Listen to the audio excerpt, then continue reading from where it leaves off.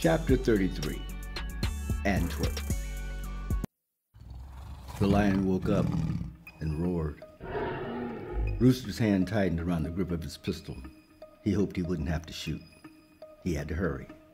It would be light soon. After opening the gates on the display, he slipped away to the next exhibit. The lions and gorillas were already in play by the time he set the last fire.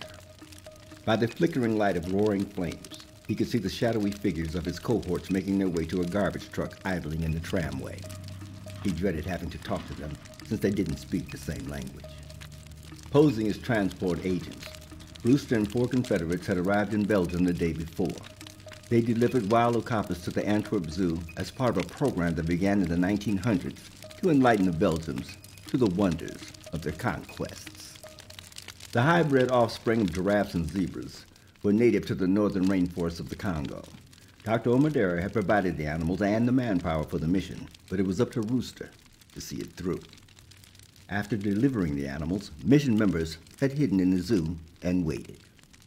The wait was over. Rooster slid behind the wheel of the truck. He took the half-eaten sandwich off the dash and laid it between his legs. Listening to his Congolese crew speak French pissed him off. He was suffering from culture shock.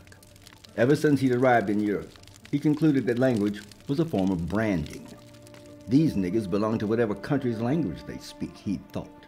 Until that moment, he'd never considered the implications of his speaking English. But now that he was about to kick Leopold and Rhodes in the nuts, he felt better. When the city's first responders reached the blazing zoo, elephants, lions, and primates met them at the gates. As the emergency vehicles made their way through the confusion, Rooster drove past them straight to Mer Lesterat, the gateway to central Antwerp. From there, the capital lay at his feet. The city of Antwerp is small and dense. Everything from the neoclassical Vlaamse Opera to the National Bank of Belgium all lay within a few blocks' proximity. A crew member motioned Rooster to stop the truck. The squad scrambled out and ran to the back of the hydraulic lift as Rooster raised the compactor plate. Hidden in the hopper were scooters and shoulder-mounted anti-aircraft missile launchers. The Congolese gathered their weapons and quickly scooted off toward the Antwerp Royal Palace. Rooster headed toward a target of his own. The National Bank of Belgium had no protection from outside attack, making its neo-Renaissance towers and spires easy targets. Rooster drove into the park across from the bank and got out of the truck.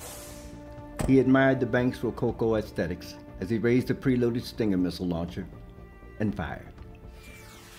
The first fragmentation warhead sent voluminous flames streaming into the night sky, reminding him of a mega Swiss cheese barbecue massacre.